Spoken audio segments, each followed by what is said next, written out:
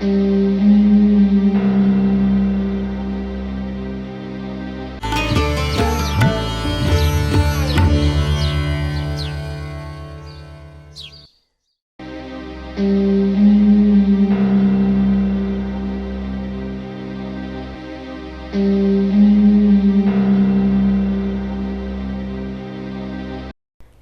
जन्म सरहंद मंडी जिला फतेहगढ़ साहिब होया ते मैं अपने मापियां दी बहुत लाडली धी हाँ। मेरे 6 भरा ने ते बहुत प्यार करते हो सारे मैनू। जी अगों मैं स्टडी की स्कूलिंग भी मेरी सरहंद मंडी तो हुई ते आफ्टर स्कूलिंग जदों कॉलेज विच लगे जिला फतेहगढ़ साहिब के कॉलेज माता गुजरी कॉलेज फतेहगढ़ साहिब तो मैं ग्रैजुएशन की ते उस तो बाद हले ग्रैजुएशन कर ही रही सी। फाइनल ईयर विच मेरी मैरिज हो गई ते कुछ सी मन विच स्टडी की इच्छा सी ते जदों मैरिज हुई मैं उदों नहीं सी चाहती कि विआह हो जाए, क्योंकि मैं चाहती सी कि मैं MA करा ते मैं लैक्चरर बना। ते चलो विआह हो गया। फैमिली चंगी सी, ये नहीं है कि सपोर्ट नहीं की, सब ने की, पर कुछ फैमिली दे इदां दियां हो जांदियां कि जदों बच्चे हो जाते आपां टाइम नहीं दे पाते है ना अपने आप नूं। ते पूरे 9 साल बाद मैं दोबारा स्टडी स्टार्ट की। 2009 विच मैं PGDCA की ते पर फिर भी बैलेंस नहीं बन पाया कि मैं रेगूलर चल पावां। ते उस बाद फिर 2014 च मैं MA की, MA Punjabi. Actually MA Punjabi मेरा ड्रीम से ते उस तो बाद मेरी इच्छा सी कि मैं PhD करा ते लैक्चरर लग जाऊँ, पर कुछ ऐदा होया कि मेरी रीढ़ की हड्डी दे विच ब्रेकेज हो गया ते 2018 विच मैनू ऑपरेट कराना पिया।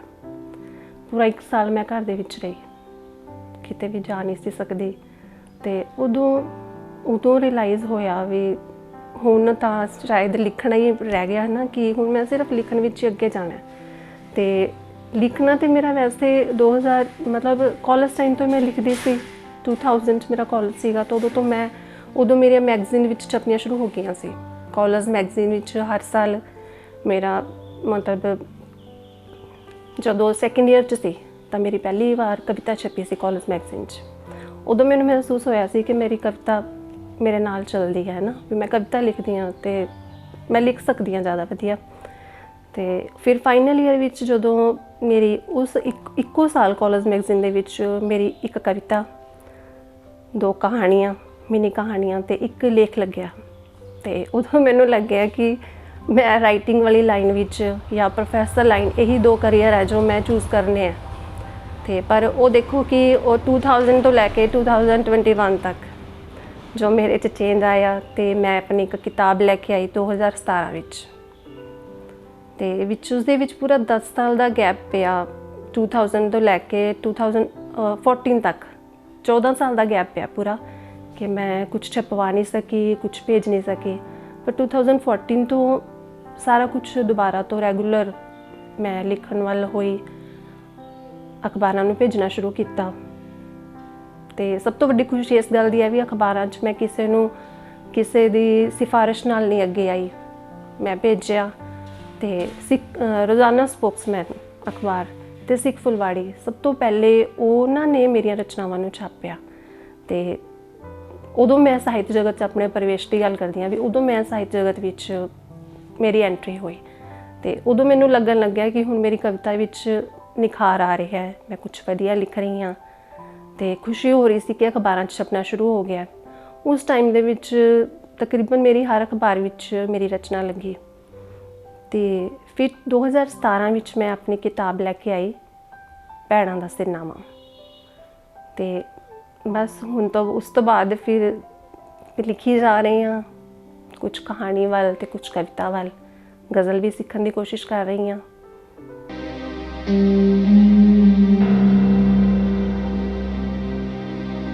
जी मैं अपने प्रेरणा स्रोत की गल करा जिन्होंने मैं पढ़ के लिखना शुरू किया तो अमृता प्रीतम जी दी कवितावां मैं बहुत पढ़िया, शिव कुमार बटालवी जी, इन्होंने मैं कॉलेज टाइम बहुत ज़्यादा पढ़िया। तो ईवन कि हुंदा सीगा जदों साडा कोई लैक्चर फ्री हुंदा सी ते मैं लाइब्रेरी चली जाती सी कॉलेज टाइम। पर मेरिया फ्रेंड्स ने कहना यार तू इन्नी फ्री मतलब ਅਸੀਂ ਇੰਜੋਏ ਕਰਦੇ ਹਾਂ ਤੇ ਤੈਨੂੰ ਲਾਇਬ੍ਰੇਰੀ ਦਾ ਸ਼ੌਂਕ ਚੜਿਆ ਰਹਿੰਦਾ ਹੈ। ਮੈਂ ਉਹਨਾਂ ਨੂੰ ਕਹਿਣਾ ਕਿ ਨਹੀਂ ਚਲੋ ਆਪਾਂ ਬੁੱਕਸ ਪੜ੍ਹਦੇ ਹਾਂ। ਮੈਨੂੰ ਮਤਲਬ ਉਸ ਟਾਈਮ ਵੀ ਕਿਤਾਬਾਂ ਪੜ੍ਹਨੀਆਂ ਬਹੁਤ ਚੰਗੀਆਂ ਲੱਗਦੀਆਂ ਸੀ। ਤੇ ਆਫਟਰ ਮੈਰਿਜ ਜਦੋਂ ਕੁਝ ਸਾਲ ਲੰਘ ਗਏ ਤੇ ਫਿਰ 2014 'ਚ ਜਦੋਂ ਮੈਂ ਦੁਬਾਰਾ ਜੁੜੀ ਕਿਤਾਬਾਂ ਨਾਲ ਕਿ ਮੈਨੂੰ ਕਿਤਾਬਾਂ ਮਿਲਣੀਆਂ ਸ਼ੁਰੂ ਹੋਈਆਂ, ਮੇਰੀਆਂ ਕਿਤਾਬਾਂ ਮੇਰੀ ਕਵਿਤਾਵਾਂ ਛਪਣੀਆਂ ਸ਼ੁਰੂ ਹੋਈਆਂ ਤੇ ਫਿਰ ਉਦੋਂ ਮੈਂ ਫੇਸਬੁੱਕ 'ਤੇ ਆਪਣੀਆਂ ਕਵਿਤਾਵਾਂ ਪਾਉਣੀਆਂ ਸ਼ੁਰੂ ਕੀਤੀਆਂ। ਉਸ ਟਾਈਮ ਮੈਨੂੰ ਗੁਰਦਿਆਲ ਰੋਸ਼ਨ ਸਰ ਦੀਆਂ, ਹਰਜਿੰਦਰ ਬਲ ਸਰ ਅਤੇ ਗੁਰਦਿਆਲ ਦਲਾਲ ਸਰ ਇਹਨਾਂ ਦੀਆਂ ਕਵਿਤਾਵਾਂ ਮੈਂ ਬਹੁਤ ਪੜ੍ਹੀਆਂ। ਹਰਜਿੰਦਰ ਬਲ ਸਰ ਦੀਆਂ ਜਿਹੜੀਆਂ ਗਜ਼ਲਾਂ ਸੀ ਉਹ ਮੈਨੂੰ ਇੰਨੀਆਂ ਕੁ ਪਸੰਦ ਸੀ ਕਿ ਮੈਂ ਉਹਨਾਂ ਦੀ ਜਦੋਂ ਸੱਚੀ ਅਖਬਾਰ ਦੇ ਵਿੱਚ ਸਾਡੀ ਛਪੀ ਸੀ, ਮੇਰੀ ਵੀ ਛਪੀ ਉਦੋਂ ਇੱਕ ਰਚਨਾ ਅਤੇ ਉਹਨਾਂ ਦੀ ਵੀ ਛਪੀ ਸੀ ਗਜ਼ਲ। ਅਤੇ ਮੈਂ ਉਦੋਂ ਨੰਬਰ ਮੈਂ ਸਰ ਦਾ ਸੇਵ ਕਰ ਲਿਆ ਅਤੇ ਪਰ ਫਿਰ ਉਹਨਾਂ ਨਾਲ ਫੇਸਬੁੱਕ 'ਤੇ ਮੈਸੇਂਜਰ 'ਤੇ ਗੱਲ ਹੋਈ। ਮੈਂ ਸਰ ਨੂੰ ਕਿਹਾ ਕਿ ਸਰ ਮੈਂ ਤੁਹਾਡੀਆਂ ਗਜ਼ਲਾਂ ਪੜ੍ਹੀਆਂ, ਮੈਨੂੰ ਬਹੁਤ ਜ਼ਿਆਦਾ ਚੰਗੀਆਂ ਲੱਗਦੀਆਂ ਨੇ।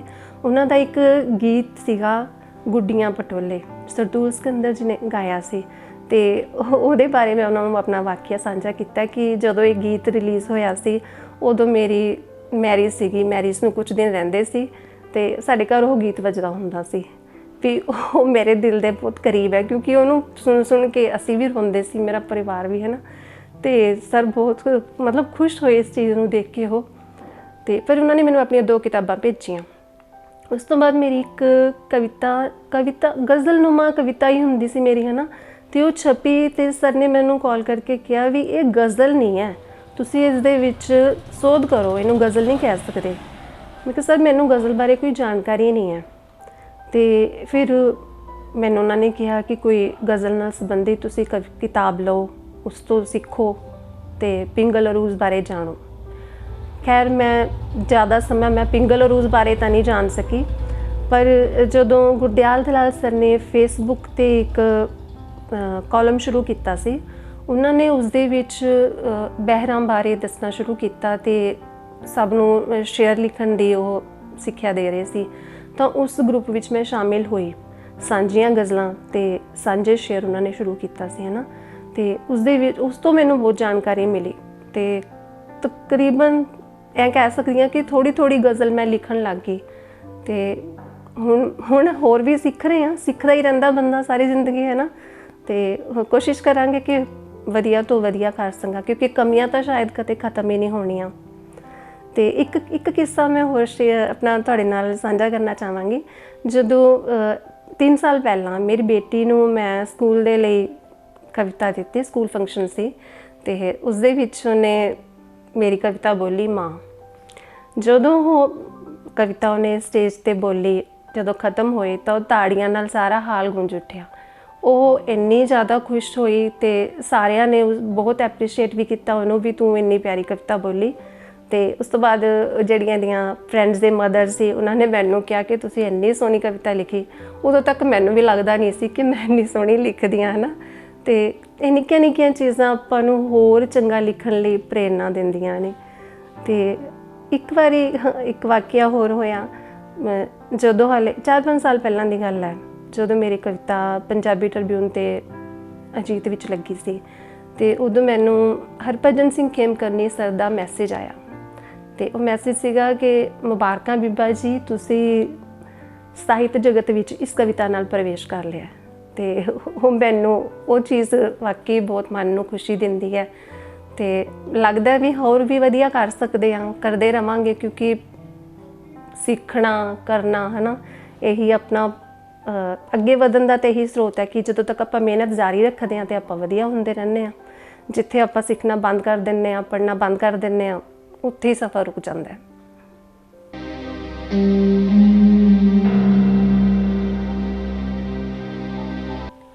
ਜਦੋਂ ਮੇਰੀ ਪਹਿਲੀ ਕਿਤਾਬ ਆਈ ਭੈਣਾਂ ਦਾ ਸਿਰਨਾਮਾ, ਉਦੋਂ ਮੈਨੂੰ ਕਈ ਪਾਠਕਾਂ ਦੇ ਫੋਨ ਆਏ, ਸਭ ਨੇ ਉਹਨੂੰ ਬਹੁਤ ਪਸੰਦ ਕੀਤਾ। ਅਤੇ ਉਸ ਤੋਂ ਬਾਅਦ ਫਿਰ ਮਤਲਬ ਇੱਕ ਤਰ੍ਹਾਂ ਨਾਲ ਕਵਿਤਾ ਦਾ ਸਫ਼ਰ ਸ਼ੁਰੂ ਹੋ ਗਿਆ। ਜਦੋਂ ਆਪਾਂ ਕਹਿੰਦੇ ਹਾਂ ਕਿ ਆਪਾਂ ਸਾਹਿਤ ਜਗਤ ਵਿੱਚ ਪ੍ਰਵੇਸ਼ ਕਰ ਗਏ ਅਤੇ ਮੈਨੂੰ ਸੁਰਿੰਦਰਜੀਤ ਚੌਹਾਨ ਨੇ ਸਾਡੇ ਨਾਲ ਸੰਪਰਕ ਕੀਤਾ ਕਿ ਆਪਾਂ ਸਾਂਝਾ ਕਾਵਿ ਸੰਗ੍ਰਹਿ ਛਪਾ ਰਹੇ ਹਾਂ ਅਤੇ ਉਹ ਹਰ ਸਾਲ ਤਕਰੀਬਨ ਛਾਪਦੇ ਹੀ ਨੇ। ਤੇ ਉਹਨਾਂ ਨਾਲ ਮੈਂ 2 ਸਾਲ ਸਾਂਝਾ ਕਾਵਿ ਸੰਗ੍ਰਹਿ ਉਹਨਾਂ ਦੇ ਨਾਲ ਮੈਂ ਆਪਣੀਆਂ ਕਵਿਤਾਵਾਂ ਭੇਜਦੀ ਰਹੀ ਤੇ ਇਸ ਤਰ੍ਹਾਂ ਹੀ ਹੋਰ ਕਈ ਸਾਂਝੇ ਕਾਵਿ ਸੰਗ੍ਰਹਿ ਛਪੇ। ਤੇ ਫਿਰ ਇੱਕ ਗੀਤ ਸੰਗ੍ਰਹਿ ਗੁਰੂ ਨਾਨਕ ਦੇਵ ਜੀ ਨੂੰ ਦੇ 500 ਸਾਲਾਂ ਨੂੰ ਸਮਰਪਿਤ ਸੀ, ਉਸ ਦੇ ਵਾਸਤੇ ਇੱਕ ਗੀਤ ਭੇਜਿਆ। ਮਨ ਨੂੰ ਬਹੁਤ ਖੁਸ਼ੀ ਹੋਈ ਕਿ ਚਲੋ ਮਤਲਬ ਇਹ ਖੁਸ਼ੀ ਦੀ ਗੱਲ ਸੀ ਕਿ ਉਹ ਇੱਕ ਕਿਤਾਬ ਛਪ ਰਹੀ ਹੈ ਜਿਹੜੀ ਗੁਰੂ ਨਾਨਕ ਸਾਹਿਬ ਨੂੰ ਸਮਰਪਿਤ ਹੈ। ਤੇ ਇੱਦਾਂ ਹੀ ਫਿਰ ਇੱਕ ਮਿਨੀ ਕਹਾਣੀ ਸੰਗ੍ਰਹਿ ਵਿੱਚ ਮੇਰੀ ਮਿਨੀ ਕਹਾਣੀ ਲੱਗੀ, ਕਹਾਣੀ ਸੰਗ੍ਰਹਿ ਸਾਂਝਾ ਕਹਾਣੀ ਸੰਗ੍ਰਹਿ ਸੀ ਉਸ ਦੇ ਵਿੱਚ ਵੀ ਲੱਗੀ।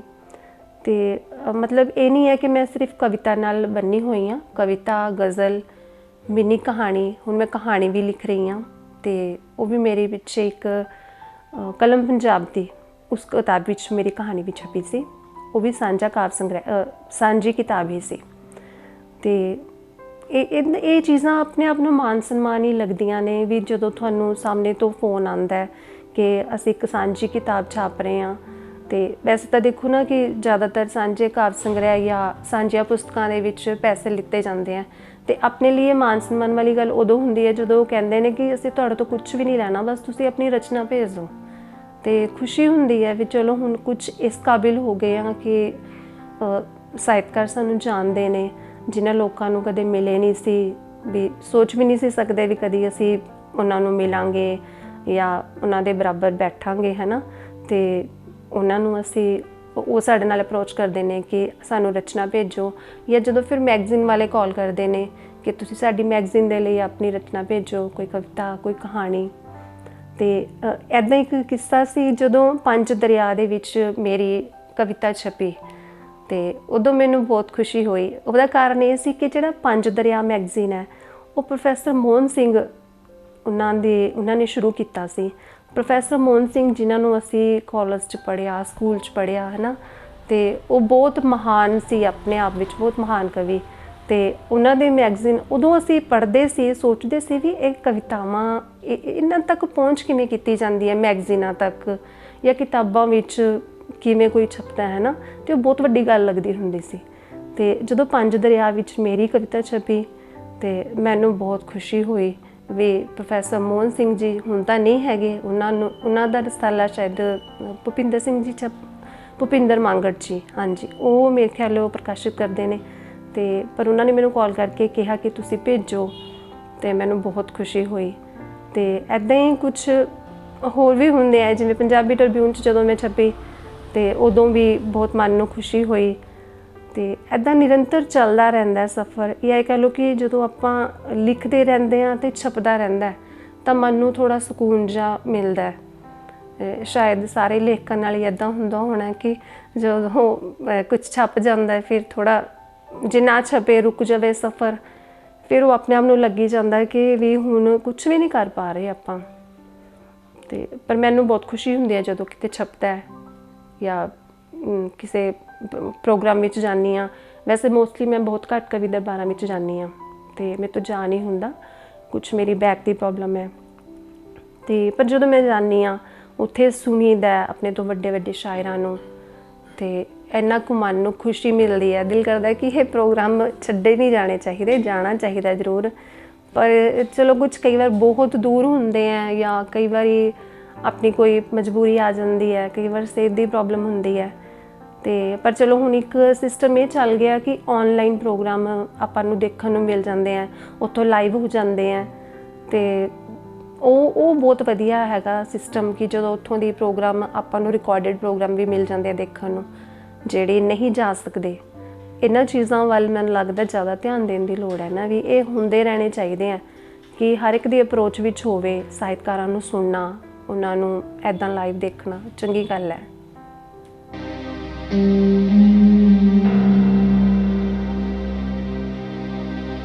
ਮੈਂ ਆਪਣੀਆਂ ਫੀਮੇਲ ਰਾਈਟਰ ਸਾਥੀਆਂ ਨੂੰ ਸਿਰਫ ਇਹੀ ਕਹਿਣਾ ਚਾਹੁੰਦੀ ਹਾਂ ਕਿ ਆਪਣੀ ਜ਼ਿੰਦਗੀ ਵਿੱਚ ਬਹੁਤ ਕੁਝ ਹੁੰਦਾ ਹੈ। ਆਪਾਂ ਨੂੰ ਕਈ ਤਰ੍ਹਾਂ ਦੇ ਲੋਕ ਮਿਲਦੇ ਆ। ਆਪਾਂ ਜਦੋਂ ਸਾਹਿਤ ਖੇਤਰ ਵਿੱਚ ਜਾਵਾਂਗੇ, ਚੰਗੇ ਲੋਕ ਵੀ ਮਿਲਣਗੇ, ਮਾੜੇ ਵੀ, ਪਰਖ ਅਸੀਂ ਖੁਦ ਕਰਨੀ ਹੈ। ਅਤੇ ਜਦੋਂ ਆਪਾਂ ਨੂੰ ਲੱਗਦਾ ਕਿ ਕੁਝ ਸਹੀ ਨਹੀਂ ਹੈ ਤਾਂ ਉਹਨਾਂ ਚੀਜ਼ਾਂ ਤੋਂ ਪਾਸੇ ਹਟੋ, ਉਹਨਾਂ ਲੋਕਾਂ ਨੂੰ ਇਗਨੋਰ ਕਰੋ, ਉਹਨਾਂ ਨੂੰ ਮਤਲਬ ਇੱਕਦਮ ਉਹਨਾਂ ਨੂੰ ਛੱਡ ਦਿਓ ਅਤੇ ਆਪਣੇ ਕਰੀਅਰ ਵੱਲ, ਆਪਣੇ ਫਿਊਚਰ ਵੱਲ, ਆਪਣੇ ਆਪਣੇ ਟਾਰਗੇਟ ਵੱਲ ਧਿਆਨ ਦਿਓ, ਹੈ ਨਾ। ਜਦੋਂ ਆਪਾਂ ਕਿਸੇ ਮੰਜ਼ਿਲ ਨੂੰ ਹਾਸਿਲ ਕਰਨਾ ਹੁੰਦਾ ਤਾਂ ਉਹਦੇ ਲਈ ਮੈਨੂੰ ਲੱਗਦਾ ਕਿ ਆਪਾਂ ਨੂੰ ਹਮੇਸ਼ਾ ਸਹੀ ਰਸਤਾ ਚੁਣਨਾ ਚਾਹੀਦਾ ਤੇ ਮਿਹਨਤ ਦਾ ਰਾਹ ਹਮੇਸ਼ਾ ਆਪਾਂ ਨੂੰ ਕਾਮਯਾਬੀ ਵੱਲ ਲੈ ਕੇ ਜਾਊਗਾ।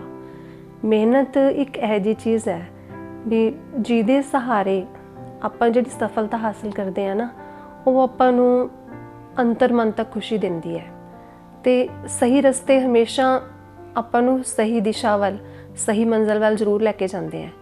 ਤੇ ਹਮੇਸ਼ਾ ਬੁਰੇ ਲੋਕਾਂ ਤੋਂ ਬਚ ਕੇ ਰਹੋ ਤੇ ਖੁਦ ਆਪਣੇ ਆਪ 'ਚ ਸਟਰੋਂਗ ਹੋਵੋ, ਆਪਣੇ ਆਪ ਖੁਦ ਪਰਖ ਕਰਨੀ ਸਿੱਖੋ। ਮੰਜ਼ਿਲ ਦੂਰ ਨਹੀਂ ਹੈ ਤੇ ਇਹ ਜ਼ਰੂਰੀ ਨਹੀਂ ਹੁੰਦਾ ਕਿ ਸਾਨੂੰ ਕੋਈ ਸਪੋਰਟ ਕਰੇਗਾ ਤਾਂ ਹੀ ਅਸੀਂ ਅੱਗੇ ਵਧਾਂਗੇ। ਪਹਿਲਾਂ ਖੁਦ ਆਪਣੀ ਸਪੋਰਟ ਕਰਨੀ ਸਿੱਖੋ, ਪਹਿਲਾਂ ਖੁਦ ਆਪਣੇ ਆਪ ਨੂੰ ਹੌਸਲਾ ਦਿਓ ਕਿ ਮੈਂ ਕੁਝ ਕਰ ਸਕਦੀ ਹਾਂ।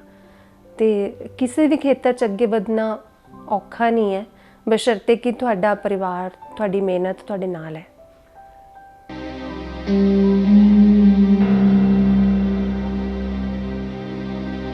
ਕਿਤਾਬਾਂ ਦੀ ਗੱਲ ਕਰਾਂ ਤਾਂ ਕਿਤਾਬਾਂ ਆਪਾਂ ਨੂੰ ਜ਼ਿੰਦਗੀ 'ਚ ਸੇਧ ਦਿੰਦੀਆਂ ਨੇ।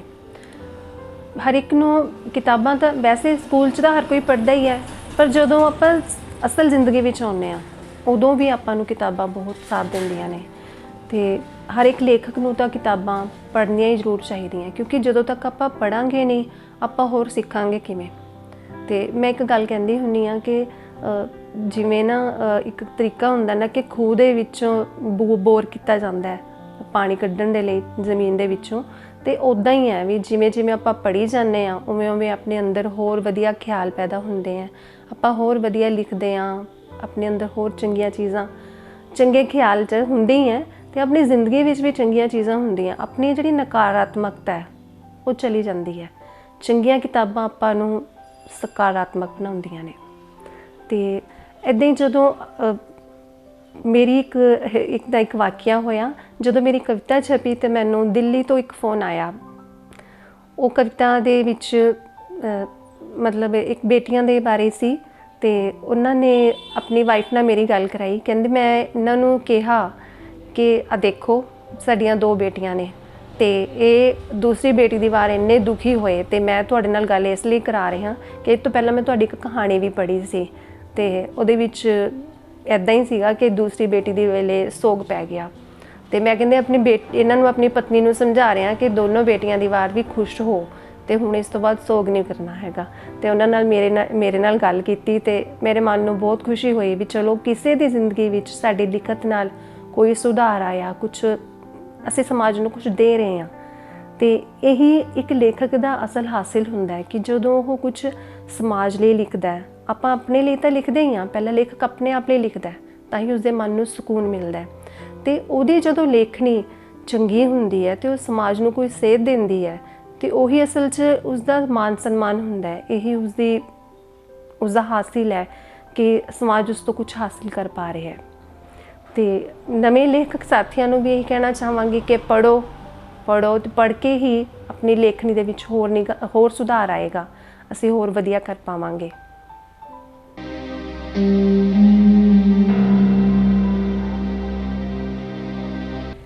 ਜਦੋਂ ਕੋਈ ਲਿਖਾਰੀ ਕੁਛ ਲਿਖਦਾ ਹੈ ਨਾ, ਕੋਈ ਕਵਿਤਾ ਜਾਂ ਕੋਈ ਵੀ ਰਚਨਾ, ਤਾਂ ਉਸਨੂੰ ਲੱਗਦਾ ਕਿ ਇਹ ਮੇਰੀ ਸਭ ਤੋਂ ਵਧੀਆ ਰਚਨਾ ਹੈ ਤੇ ਉਹਨੂੰ ਉਸ ਨਾਲ ਪਿਆਰ ਵੀ ਬਹੁਤ ਹੁੰਦਾ ਹੈ।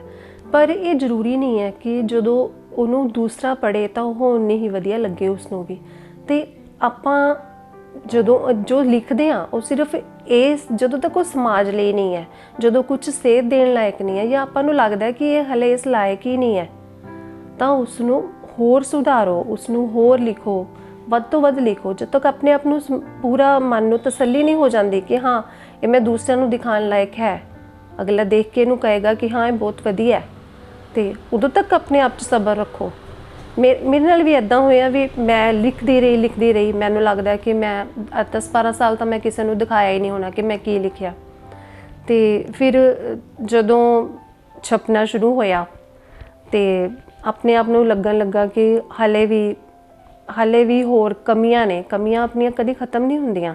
ਆਪਾਂ ਪੜ੍ਹਦੇ ਰਹਿੰਦੇ ਹਾਂ, ਆਪਾਂ ਕਰਦੇ ਰਹਿੰਦੇ ਹਾਂ, ਆਪਾਂ ਆਪਣੇ ਸਮਕਾਲੀ ਨੂੰ ਪੜ੍ਹਦੇ ਹਾਂ ਜਾਂ ਆਪਾਂ ਆਪਣੇ ਪਿੱਛੇ ਵਾਲੇ ਜੋ ਵਧੀਆ ਕਵੀਆਂ ਨੂੰ ਪੜ੍ਹਦੇ ਹਾਂ ਤੇ ਆਪਾਂ ਨੂੰ ਉਦੋਂ ਹੀ ਕੁਝ ਪਤਾ ਲੱਗਦਾ ਕਿ ਸਾਡੇ ਵਿੱਚ ਕੀ ਕਮੀਆਂ ਨੇ। ਤੇ लिखना निरंतर जारी रखो तो उदों तक घट्टो घट्ट उदों तक आपां नूं सबर रखो भी जदों तक आपां नूं लगे कि हाँ ये मेरी वधिया रचना है। बहुत वधिया तो शायद कदे भी कोई नहीं कह सकता कि मेरी बहुत वधिया रचना है, वो तो पाठक ही दसदे हुंदे हैं। तो मेरे नाल इदां होया कि जदों मेरी छपियां हुण भी मैनूं कई कहंदे ने कि मैडम जदों तुहाडीआं छपनियां शुरू होईयां तां तुसीं पैसे किन्ने क दित्ते सी। मैनूं बड़ा हासा आया ना।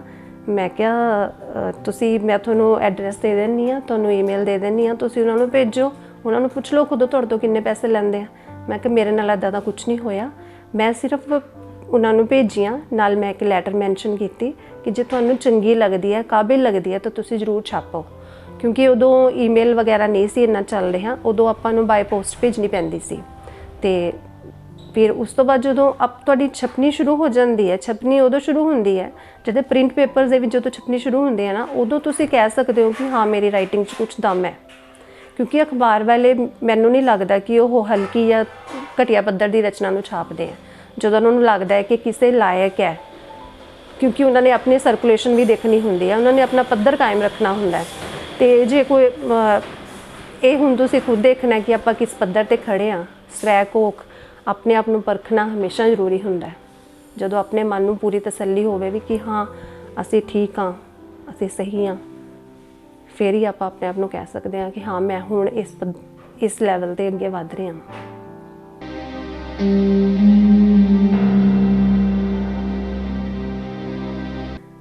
सुनेहा तो मैं ये देना चाहवांगी कि सानू पहला अपने आले दुआले नूं प्यार करना चाहिए है। क्योंकि मैं लगता है एक शायर या एक साहित्यकार लिए बहुत जरूरी है जो अपने आले दुआले नूं, अपने परिवार नूं, कुदरत नूं प्यार करता है ना, तो वो ज़्यादा वधिया लिख सकता है। तो कुदरत का आपां नूं पता ही है, कुदरत का है ही सोर्स है कि हर जीव जंतु जिंदगी का धुरा ही कुदरत है। तो इहदी साम संभाल, इहदी देखभाल ये अपनी जिम्मेवारी है, हर एक दी जिम्मेवारी है। तो ऐदां ही साडे समाज नूं संभालण दी, उन्होंने सेध देण दी साडी जिम्मेवारी है, ये साहित्यकार की जिम्मेवारी है।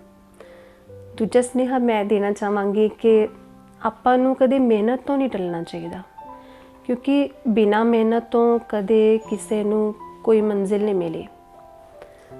तो ऐदां है कि विपरीत हालातां विच भी लड़ना ते मंजिल नूं पाउणा, ये मनुख दी यही मनुखी फितरत है ना।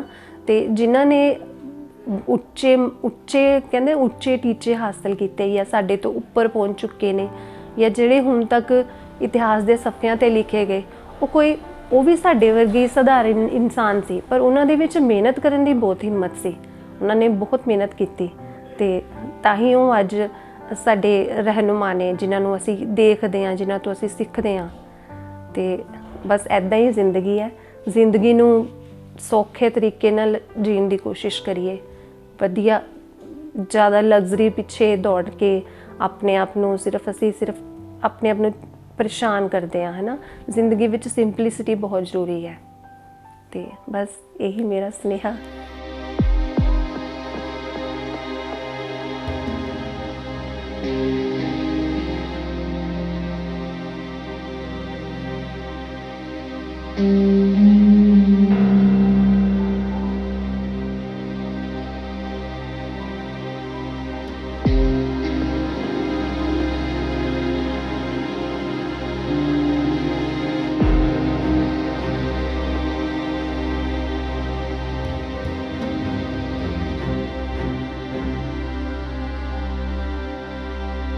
हाँ जी, आवाज़ क्लियर आ रही है?